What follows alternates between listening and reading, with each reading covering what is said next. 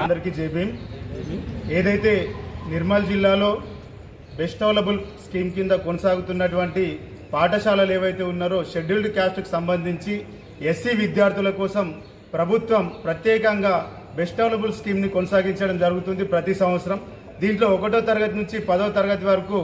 అన్ని ప్రభుత్వమే భరించి విద్యార్థుల సౌకర్యార్థం ఎస్సీ విద్యార్థుల కోసం ఈ బెస్ట్ అవైలబుల్ స్కీమ్ని నిర్మల్లో ప్రైవేట్ స్కూల్లో కొనసాగించడం జరుగుతుంది. మరి ఇక్కడ ఉన్నటువంటి ఈ పేద విద్యార్థి తల్లిదండ్రులందరూ కూడా ప్రైవేట్ స్కూల్లో విద్యార్థులు వారి తల్లిదండ్రులు వీళ్ళందరూ కూడా మరి ఈ బెస్ట్ అవైలబుల్ స్కీమ్లో కొనసాగుతున్నటువంటి విద్యార్థులకు యూనిఫామ్సే కానీ, నోట్బుక్సే కానీ, పుస్తకాలే కానీ, అదేవిధంగా వారికి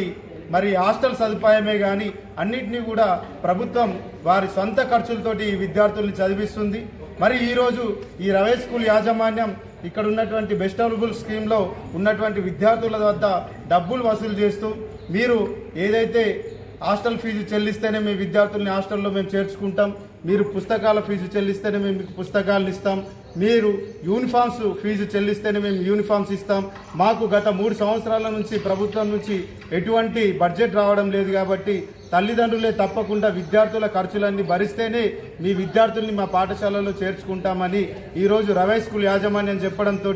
మేమందరం కలిసి ఈరోజు కలెక్టర్ గారిని కలిసి కలెక్టర్ గారికి వినతి పత్రం అందజేయడం జరిగింది. మరి బెస్ట్ అవైలబుల్ స్కీమ్ అనేది ప్రభుత్వం నుంచి వచ్చేటువంటి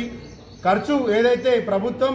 యాజమాన్యానికి సంబంధించింది, తల్లిదండ్రుల్ని మధ్యలోకి లాగి తల్లిదండ్రుల్ని ప్రతి సంవత్సరం ఇబ్బందులకు గురిచేస్తూ విద్యార్థుల్ని ప్రతి సంవత్సరం ఇబ్బందులకు గురిచేస్తున్నటువంటి ఇటువంటి పాఠశాలల యొక్క గుర్తింపును రద్దు చేయాలని కలెక్టర్ గారికి తెలియజేయడం జరిగింది. వెంటనే ప్రైవేట్ స్కూల్ యాజమాన్యం పైన ఇక్కడ ఉన్నటువంటి కలెక్టర్ గారు చర్యలు తీసుకొని వారి గుర్తింపును రద్దు చేసి ఈ బెస్ట్ అవైలబుల్ స్కీమ్లో కొనసాగుతున్నటువంటి విద్యార్థులను తిరిగి వేరే పాఠశాలలో చేర్చి వారికి రావాల్సినటువంటి ప్రతి సౌకర్యాన్ని తప్పకుండా అందించే విధంగా ఇక్కడున్న కలెక్టర్ చర్యలు తీసుకోవాలని, డిఈఓ చర్యలు తీసుకోవాలని, ఇక్కడ ఉన్నటువంటి డిఎస్డబ్ల్యూ చర్యలు తీసుకోవాలని మేము వినతి పత్రం అందజేయడం జరిగింది.